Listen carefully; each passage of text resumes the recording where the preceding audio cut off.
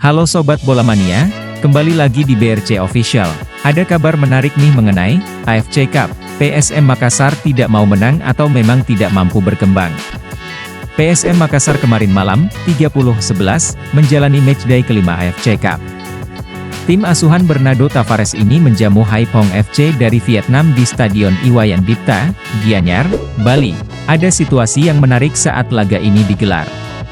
Situasi yang membuat gemas penonton, baik yang menyaksikan langsung di stadion, maupun lewat layar televisi. Situasi itu adalah penerapan strategi bertahan yang dilakukan PSM Makassar. Juku Eja memasang garis pertahanan yang begitu rendah. Mereka membiarkan Haiphong mengepung PSM Makassar selama laga berlangsung. Indikasi ini terlihat pada penguasaan bola yang begitu jomplang. Berdasarkan statistik yang ada, PSM Makassar hanya memegang 28%, sedangkan Haiphong FC 72%. Demikian pula dengan jumlah tendangan. Haiphong melepas 19 tendangan dengan 3 mengarah gawang, sementara itu PSM Makassar hanya 10 tendangan dengan 2 mengarah ke gawang. Hal ini yang membuat heran penonton. Pasalnya, sebagai tuan rumah seharusnya PSM Makassar ngotot untuk meraih kemenangan, bukannya justru bertahan.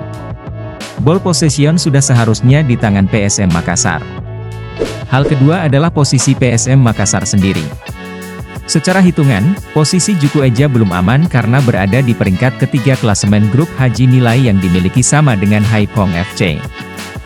Harusnya PSM Makassar lebih ngotot untuk mengambil alih posisi kedua. Hal ketiga yang juga membuat bingung adalah berkaitan dengan laga terakhir. Sesuai jadwal AFC, pada pertengahan Desember, PSM Makassar harus menjalani laga tandang menghadapi Sabah FC, pemuncak klasemen.